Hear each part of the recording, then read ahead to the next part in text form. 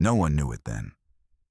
But the lottery ticket Ricardo had so maliciously hidden, denying his own wife a bright future, would eventually become the link in a chain of miracles he couldn't have dared to imagine, even in his worst nightmares. A distant echo of justice, a whisper of what true nobility of soul means, hung over the opulent hall that night, awaiting the precise moment to erupt. Hello, my dear friend. Are you ready for a story that will make you clench your fists in helplessness and then fill your soul with a sweet and profound satisfaction? Because what you are about to hear is the story of Elena, a woman whose dignity was trampled under the heel of arrogance and pettiness, but whose spirit, far from breaking, was forged in the fire of adversity until it became an unbreakable sword of light. Elena was, to those who knew her superficially, a shadow, a small, almost imperceptible figure, who glided through the corridors of the lavish Vargas mansion with silent efficiency, always with her head bowed as if afraid to occupy too much space in a world that did not belong to her. Her hands, despite her youth, already showed the marks of constant work, skin roughened by soap and water, short and clean nails revealing years of unpaid domestic labor, of silent servitude to a family that had taken her in. Yes, but always reminding her of her place. Her clothes were neat but worn, the colors faded by countless washes, the hems carefully mended, a silent testament to a life of privations and a deep need for every garment to last until its very last thread. The glances she received from Doña Isabel, the Vargas matriarch and her mother-in-law, were icy knives that pierced her soul. They were glances of disdain, of condescension, of a silent judgment that proclaimed her inferiority in every pore. Elena felt the weight of those eyes on her neck as she prepared breakfast in the immense and cold marble kitchen, which contrasted brutally with a small, modest adjoining apartment where she and Ricardo, her husband, barely fit. The air in the mansion seemed to be permeated with an aroma of wealth and an ancient, stale superiority that oppressed Elena's chest. Ricardo, for his part, was no less cruel, though his cruelty was that of indifference. He was a man with an ego as swollen as his bank account, a bank account nourished by family legacy, not by his own effort. He saw Elena not as a partner, but as just another accessory to his comfortable life, a useful piece of furniture barely worthy of a glance. His comments were brief, dry, always with an underlying tone of annoyance. "Elena, my shirt isn't ironed." "Elena, why haven't you organized this?" "Elena, why do you always look so tired?" Every word was a pin that pricked her already bruised self-esteem. One morning, as she was cleaning the porch, Doña Isabel stopped, observing her with her cold, calculating eyes. "Elena," she said with a voice that distilled sugar and poison, "you look like a ghost. Don't you sleep well? Or perhaps life with you is so precarious that your glow fades." Elena felt her blood run cold in her veins. Her heart gave a painful lurch, and a tight knot formed in her throat, preventing her from responding. She lowered her gaze, pretending to concentrate on an invisible stain on the floor. She felt the blush rise up her neck, a wave of shame and suppressed rage. Her hands trembled slightly as she squeezed the cleaning cloth. It was always the same, always the subtle humiliation, the veiled stab. Doña Isabel left with a satisfied smile, leaving Elena alone with the echo of her words and the stinging feeling of being an insignificant being. Inside, however, Elena was not the empty shell they saw. She was a universe of precise calculations and astonishing intuition. Her swift and analytical mind had devoured books on finance, economics, history, psychology.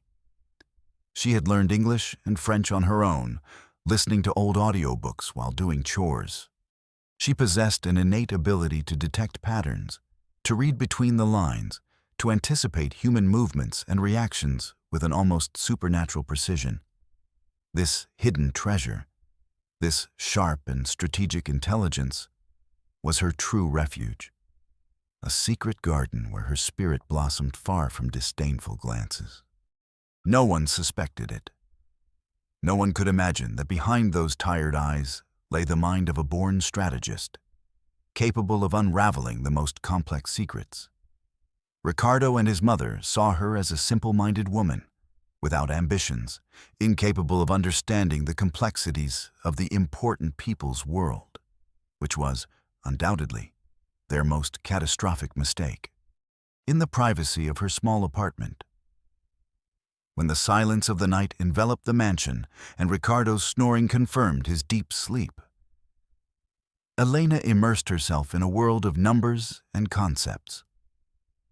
One night, as she reviewed an old investment chart she had found in a book from her youth, an idea was strongly imprinted in her mind.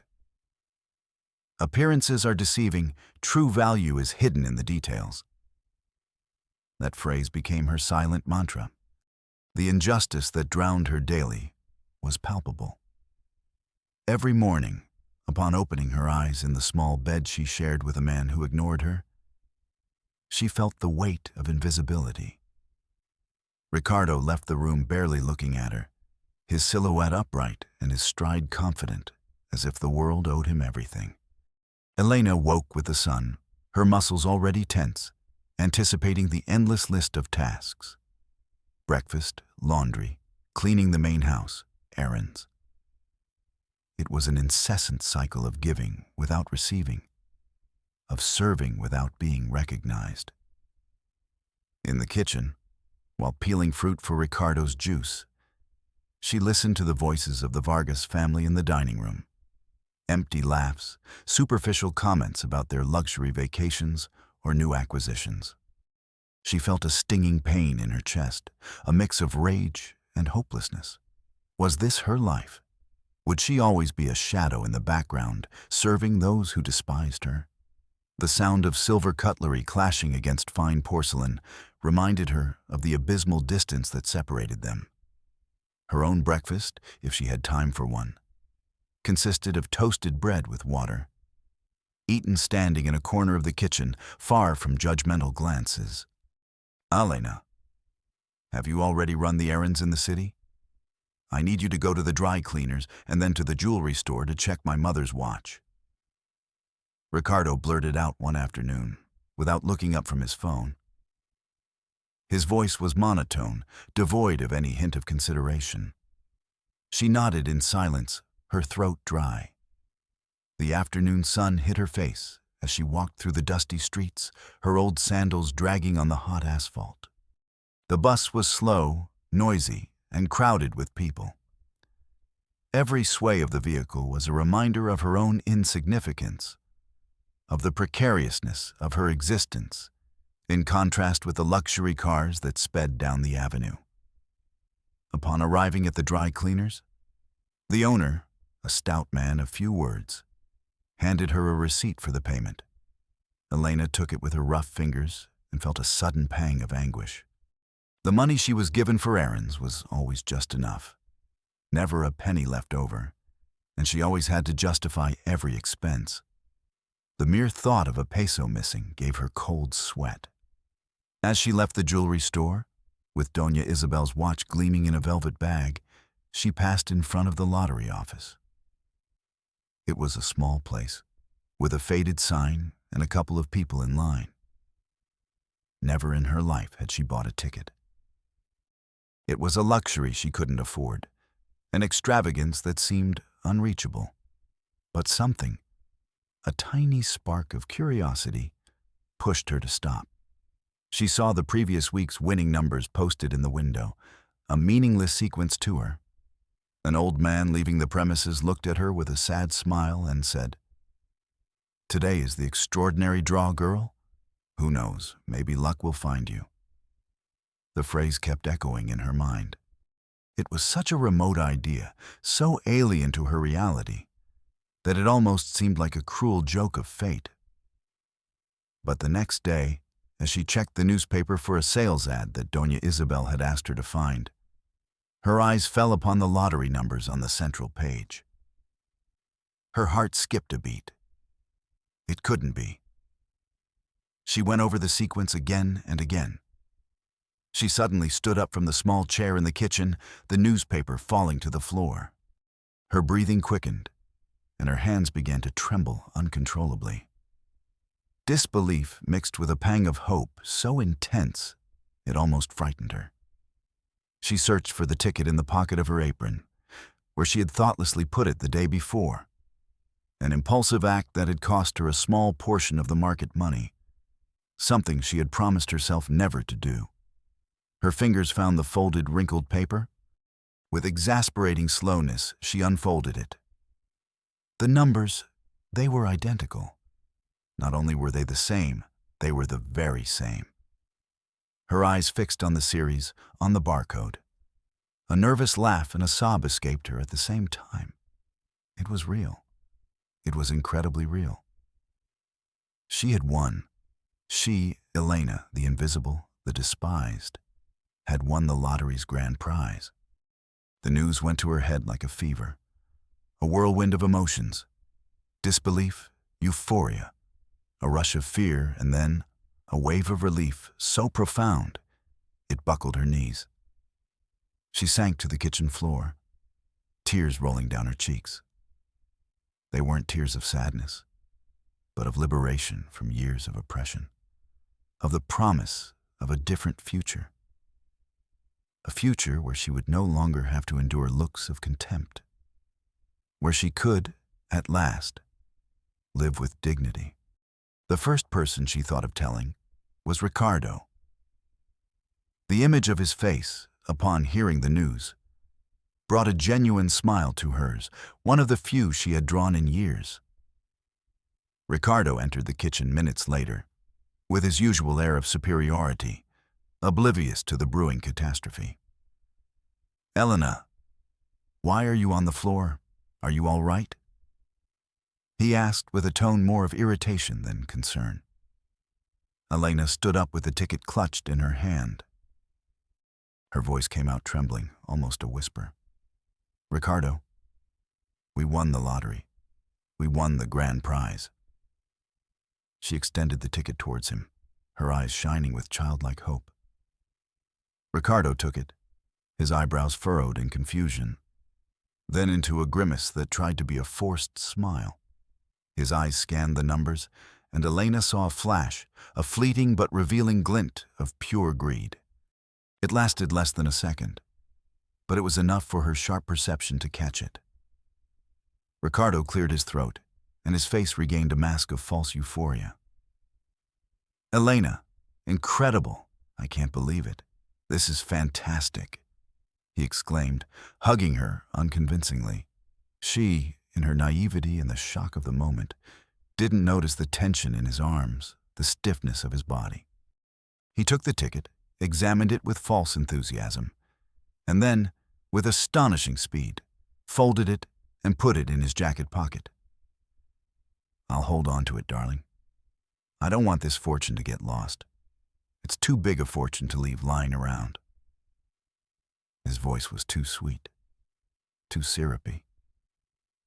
Elena nodded, her mind still processing the magnitude of what had happened.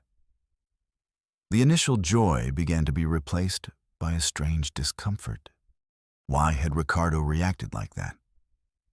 Why the rush to put the ticket away?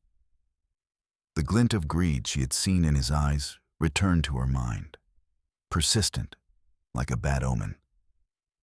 The following days were a silent torture for Elena. Ricardo had made the ticket disappear from her sight. Every time she asked him about it, he reassured her with vague excuses. "I have it safe and sound, my love. We'll talk about how to cash it when we have time. There's no rush." But time passed, and he never had time. Elena felt a growing knot of anxiety in her stomach. The vision of that glint in his eyes gnawed at her, eroding the initial happiness, transforming it into a constant pang of suspicion.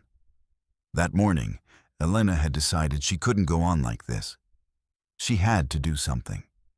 Her mind, trained in meticulous observation, had been processing every detail, every micro-expression of Ricardo's. She noticed he had started looking for excuses to leave the house, with important calls that never had a clear topic. She saw him come home late, with a barely contained expression of satisfaction that had nothing to do with her. She saw him checking his mail with unusual nervousness. And most revealing, she saw how the small map of creases on the lottery ticket, which she herself had folded and put away, did not match the fold of the paper Ricardo had put in his pocket. It was a trifle, an insignificant detail to anyone.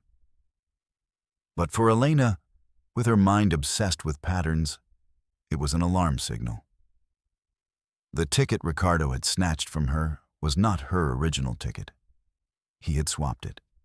The real ticket, the one she had validated at the kiosk, was still in the inner pocket of Elena's old wallet, where she had momentarily left it before showing the fake one to Ricardo.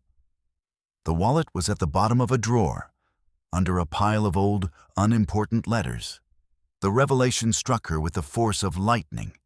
Not only had he hidden the ticket from her, he had swapped it so she wouldn't see it. Her rage transformed into an icy determination. This was not just an act of greed. It was a profound betrayal, a mockery of her trust. Tears of anger welled up in her eyes, hot and bitter.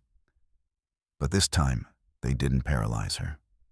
Instead, they washed her eyes, sharpening her vision. She rose from the small armchair in her room, feeling a new, cold and sharp energy course through her body. She couldn't confront him without proof. She knew that. Ricardo was too cunning, too skilled in lies for a simple emotional outburst to have an effect. She needed a plan, a perfect plan. Her mind began to work at full speed, breaking down the steps, anticipating reactions. It wasn't just the money. It wasn't just the betrayal. It was the humiliation, the constant underestimation. And now this. She promised herself that Ricardo and Doña Isabel would pay. Not with money, but with the truth. The first thing was to confirm. With an almost supernatural calm, Elena walked to her old dresser, slid her hand under the worn socks, and pulled out the leather wallet. Her fingers trembled slightly as she unfolded the paper. So familiar. There it was. Her ticket, the real one, with the small coffee stain that had fallen on it the next day. A bittersweet victory. Her heart beat strongly against her ribs, a drumming that resonated in the silence of the room. What would she do now? Report him? Would anyone believe a woman like her against the respected Vargas family? No. She needed a different strategy, one that would hit them where it hurt most.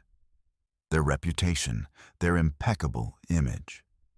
The process that followed was slow, meticulous, almost obsessive, and demanded iron discipline from Elena. She spent hours, days, nights, with the old finance and law books she had accumulated. She became a shadow, observing Ricardo's every move. She discovered that he hadn't cashed the ticket.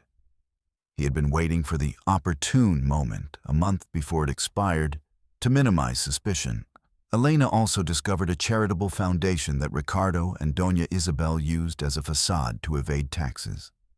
Elena's plan began to take shape, dark and brilliant, like a hidden jewel. Her first step was to approach Sofia, a young and brilliant lawyer she had met years ago in a complex situation.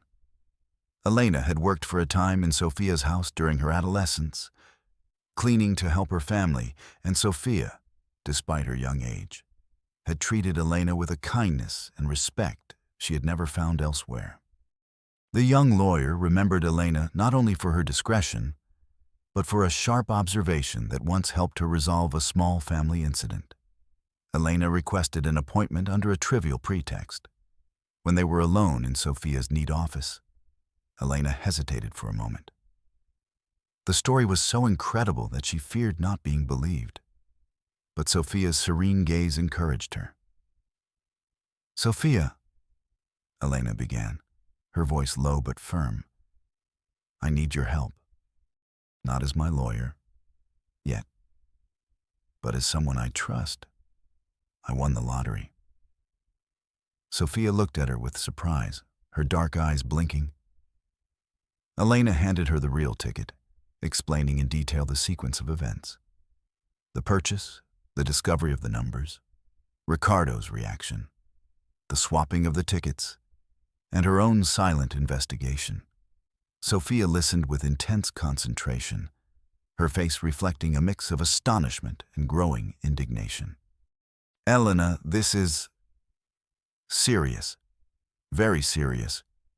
You have irrefutable proof," Sophia said, her slender fingers caressing the edge of the ticket. "But why haven't you cashed it yourself? And why hasn't Ricardo done so yet?" Elena explained her reasoning, the impossibility of accusing Ricardo without the Vargas family crushing her. The need for a strategy that would not only recover what was hers, but also expose the true nature of Ricardo and Doña Isabel. She told her about her intuition regarding the Ghost Foundation, about Ricardo's hidden debts that she had subtly discovered through discarded papers and half-heard conversations. She revealed that her plan was not just to claim the money, but to use it for a specific cause, one that would reveal the hypocrisy of the Vargas family. Sophia leaned forward, her eyes shining with a new light. "Elena, your plan. It's bold, risky, but if it works, it will be devastating for them." Trust was forged in that conversation. Sophia saw in Elena not the submissive servant that the Vargas family saw, but a woman of formidable intelligence, with unbreakable resilience and a sense of justice that burned silently. "Count on me, Elena. We will make them pay for this." The alliance was sealed. The next step was to approach Don Ramon, a retired old journalist who had been ignominiously fired years ago due to a scandal orchestrated by Doña Isabel, a defamation case that destroyed his career. Elena had known him when she was young, when he covered social events for a local newspaper, and she worked serving at those same parties. Don Ramon, now a tired and lonely man, spent his days in a small public library, immersed in old newspapers. Elena approached him with infinite caution. "Don Ramon," she said softly, "do you remember Elena? The one who worked at the Vargas' parties?" He looked up, his eyes clouded by time cleared as he recognized her. "Of course, girl. Always so quiet but so observant. What brings you here?" Elena told him a half-story about a friend who had won the lottery but felt swindled by a partner. She wanted to know how claims worked, what kind of proof was irrefutable. Don Ramon, with his journalist's nose, sensed there was something more. The name Vargas always lit a spark of bitterness in him. He listened intently, interrupting with incisive questions. In the end, he leaned back in his chair, staring at Elena. "Girl, this isn't for a friend, is it? This is yours. And this smells like Vargas all over." Elena nodded, tears welling in her eyes. "I need justice, Don Ramon, and I don't know where to begin." The old journalist smiled, a sad but firm smile. "Justice, girl, sometimes needs a push, and a good headline." He provided Elena with crucial details on how lottery prizes were handled, the central offices, the deadlines, and even the names of internal contacts who could help her verify if any claiming process for the ticket had been initiated. His knowledge of bureaucratic intricacies and the manipulation tactics of the city's elite was pure gold. He committed to investigating on his own, discreetly, and to preparing the perfect story when the time came. The alliance with Don Ramon not only gave her information, but the promise of a public voice that would amplify the truth. Meanwhile, Ricardo, oblivious to the master plan being woven in the shadows, began to feel an unbearable euphoria. The 90 days to claim the prize were nearing their end, and he had already made all preparations to cash the prize through a complex network of shell companies designed to make the money appear to come from a successful investment of the family's charitable foundation. His arrogance grew with each passing day. One afternoon, during dinner, he leaned back in his chair, looking at her with a smug smile. "Elena, darling, soon our lives will change. But don't forget who brought you here, and who pulled the strings." Elena felt a shiver. Her hands clutched the tablecloth, her knuckles white. "Of course, Ricardo. I will always be grateful," she replied in a monotone voice, her heart pounding in her chest. He laughed, a condescending laugh. "Good. Don't you forget it." Doña Isabel looked at her with icy coldness, as if trying to bore into her soul with her gaze. "Elena, I hope this new prosperity doesn't go to your head. Humility is a virtue often forgotten when one has easy money." The phrase was a poisoned dart, a direct attack on her dignity. Elena remained silent, her eyes fixed on her plate. But inside, a whirlwind of rage and determination consumed her. She wanted to scream, she wanted to smash the tableware in their faces, but she restrained herself. It wasn't the moment. Every mockery, every contempt, every insinuation of her inferiority was stored in her mind, feeding the fire of her revenge. Internal monologues were her only escape valve. She repeated to herself, "Don't break now, Elena. Every humiliation is another brick on the road to their downfall. To endure is to conquer."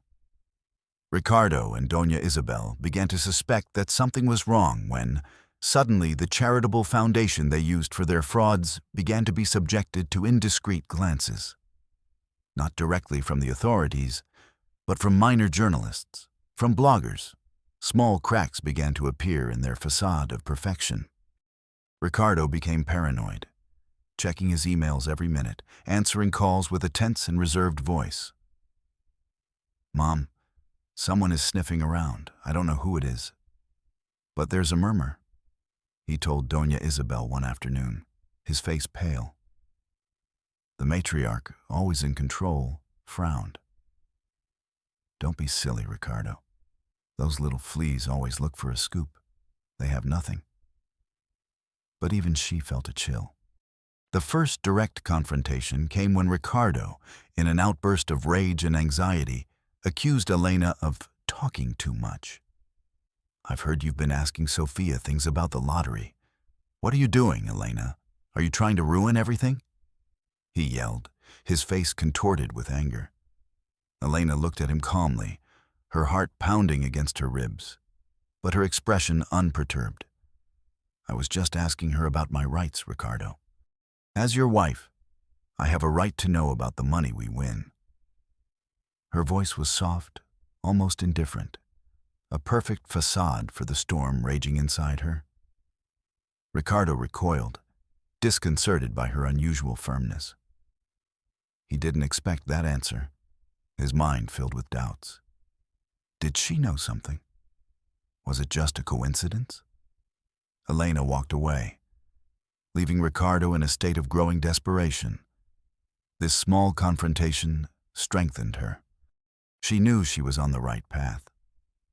The tension was palpable in the air, dense, suffocating.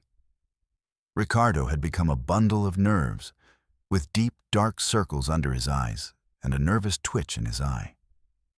Doña Isabel, for her part, hardened her gaze even more. "Elena, dear," she said one day, her eyes like ice, "I've noticed your independence. Perhaps this life isn't for you." Perhaps you should seek another path. It was a veiled threat, an invitation to the exit door. Elena looked at her with unusual calm. I am your wife, Doña Isabel, and my place is here, until destiny decides otherwise. The answer chilled the matriarch. Elena was no longer the submissive shadow. She was a woman with a dangerous spark in her eyes. The deadline to claim the prize was approaching, and Ricardo, increasingly anxious, decided to make the official announcement of his generous donation at the Vargas Annual Charity Gala, a high-profile social event, 1 month before the ticket's expiry date. It was the perfect night for him, the ideal stage for his farce. The grand ballroom of the Royal Hotel was a sea of golden lights and whispering conversations. Glasses clinked, silks rustled, and the air was laden with the perfume of costly fragrances and the unmistakable arrogance of the social elite. Ricardo and Doña Isabel were the hosts, radiating false modesty as they shook hands and received compliments. He wore an impeccable tuxedo. His smile, as false as his intentions, stretched in an attempt to appear genuine. Doña Isabel, enveloped in a dazzling designer dress, oversaw everything with her cold, calculating gaze. Elena arrived a little later, accompanied by Sofia, who stayed by her side with discreet elegance, and by Don Ramon, whose face showed contained anticipation. Elena wore a simple navy blue dress, impeccably cut, though not haute couture, that highlighted her slender figure. Her hair, pulled back in an elegant bun, revealed the delicacy of her neck. Her only jewel was a small silver pendant, a gift from her grandmother, which gleamed on her chest. There was no ostentation in her, only a serene dignity that contrasted with the room's pomposity. Ricardo saw her enter, and his eyes narrowed. He saw her as different, but he couldn't decipher the reason. A chill of unease ran through him. The moment of truth arrived.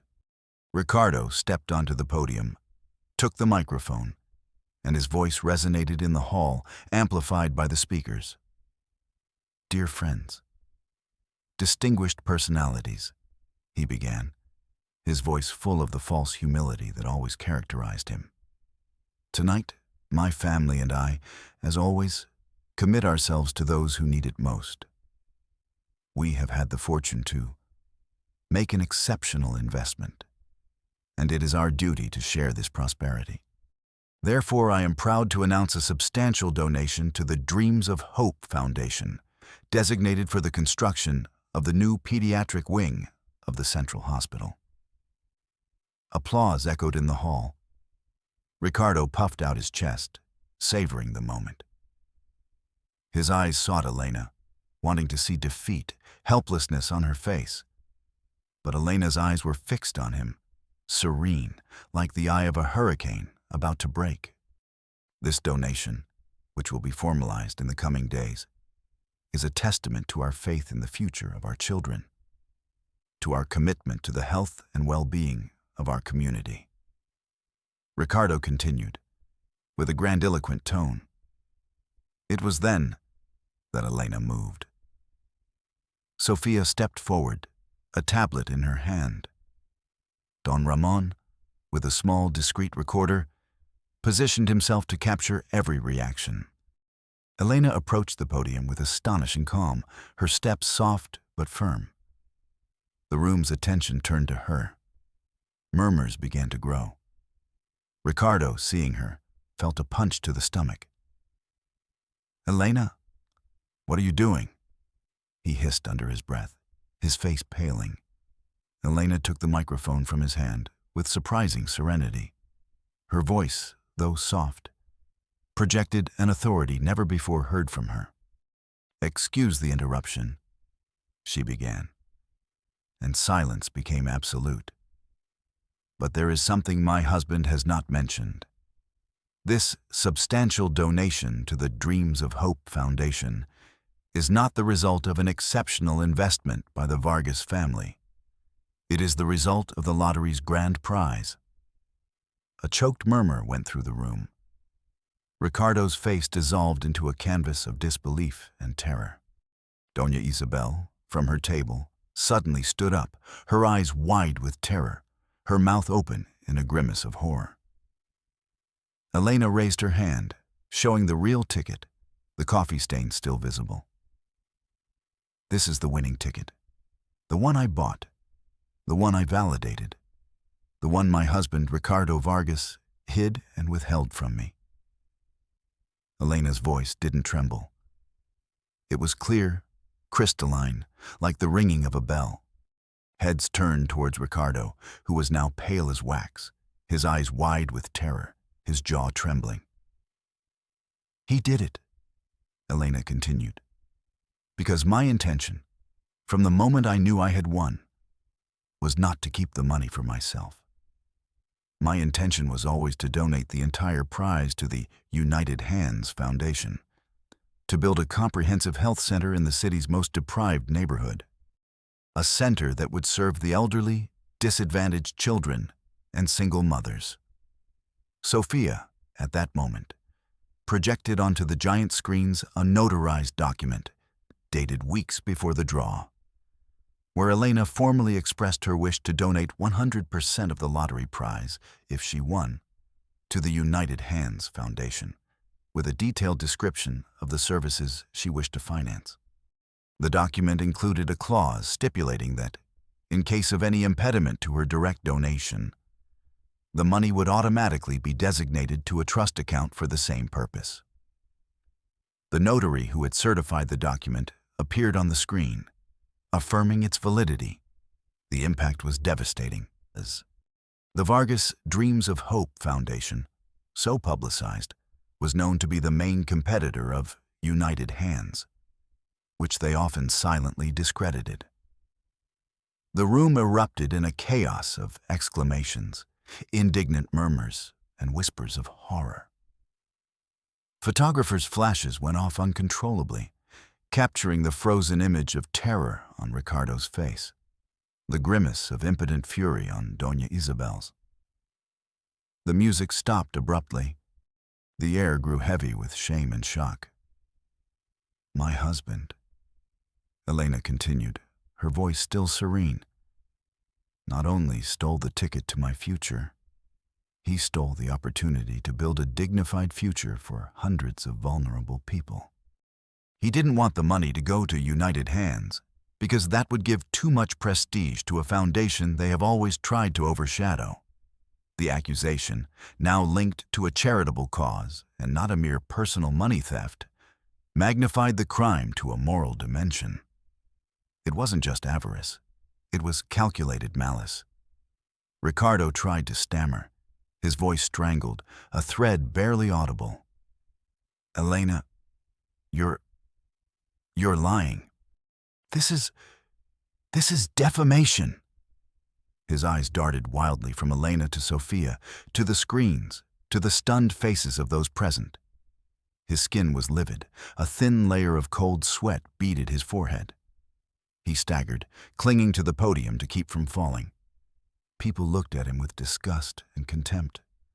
Doña Isabel, her face congested with fury and humiliation, tried to stand up and scream, but her voice didn't come out, choked by her own rage and shock. She fell back into her chair, her hands trembling uncontrollably, her lips forming silent words of curse. Elena's allies, Sophia and Don Ramon, smiled with contained satisfaction. Don Ramon, with the recorder held high, made sure that every word, every reaction, was recorded. The power dynamic inverted in that instant. Ricardo, who seconds before strutted as the benefactor of the night, had transformed into a pariah, a thief, a brazen hypocrite. Elena, the invisible servant, stood as the embodiment of justice and dignity. The Vargases' public humiliation was absolute, total, without mitigation. The fall of Ricardo and Doña Isabel was as thunderous as their ascent had been artificial. The news of the lottery scandal and the fraudulent foundation spread like wildfire. Don Ramon ensured that every newspaper, every newscast, every blog in the city covered the story with relentless fervor. The images of Ricardo pale and sweating on the podium, and of Doña Isabel with her face shattered, went viral.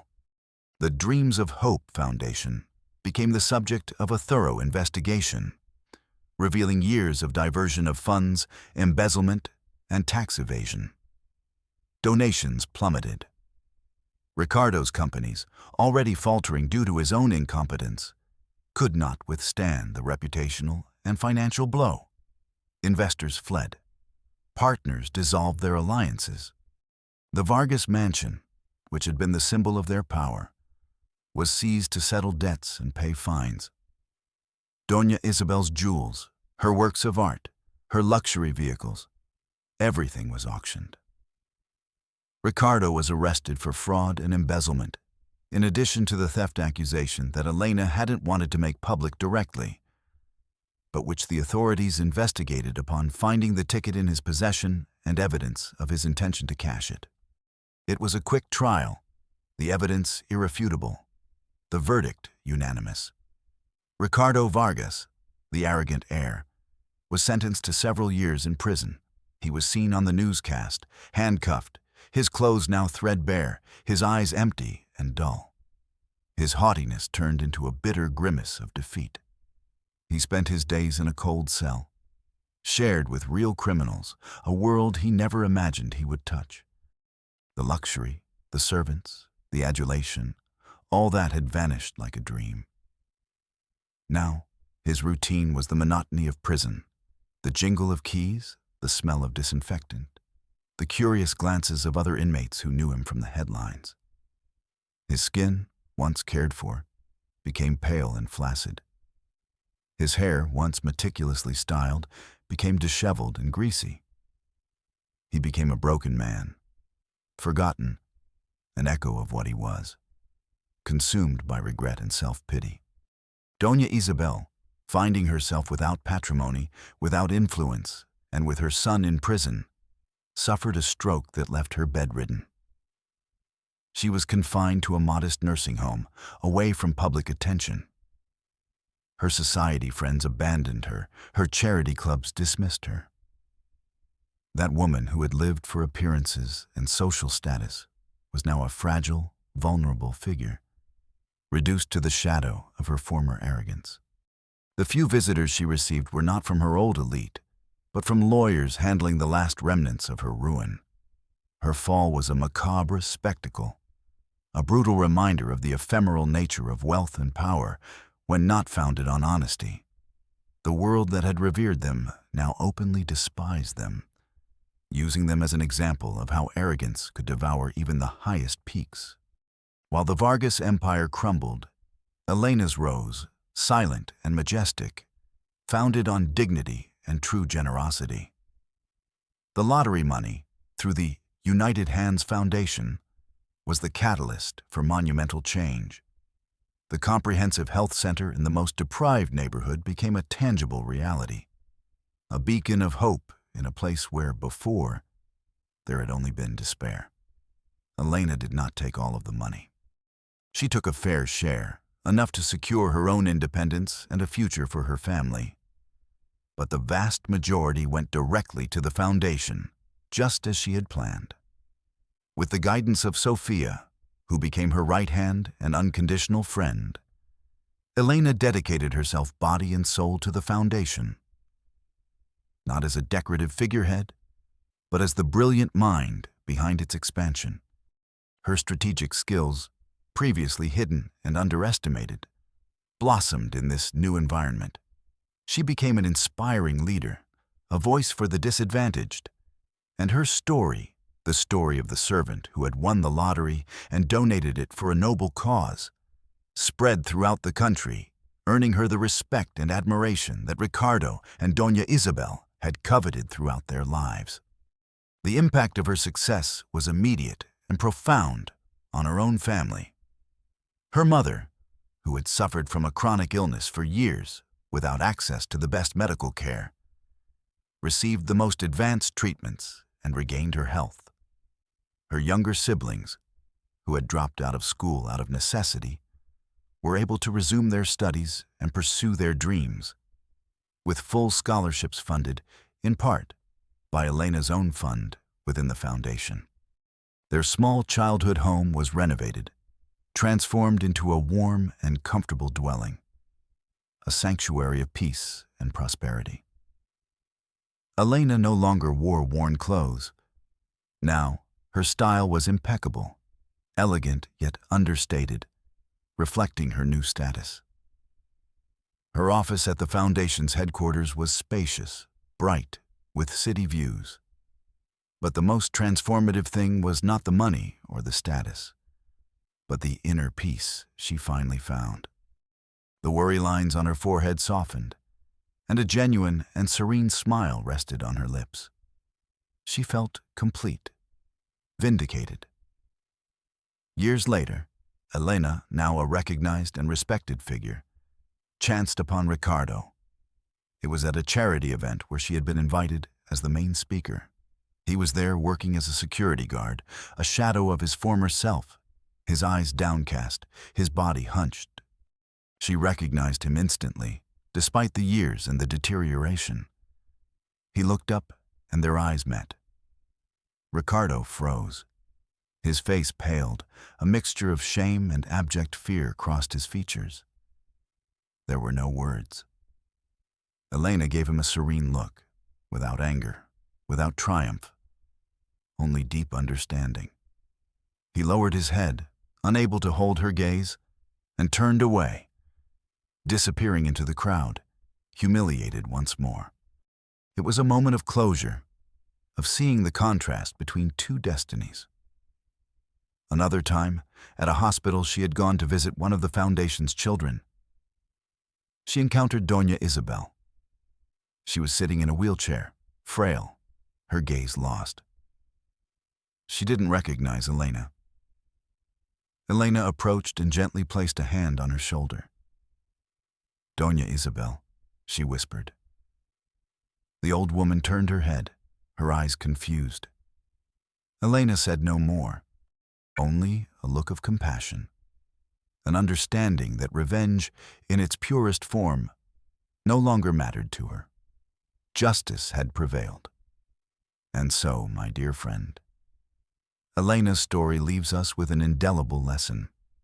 It reminds us that a person's true worth does not lie in the sparkle of their possessions, the opulence of their lineage, or the magnitude of their fortune. It lies in the unbreakable strength of their character, in the nobility of their intentions, in the dignity with which they face adversity, and in the compassion they choose to show even when cruelty has been their daily bread.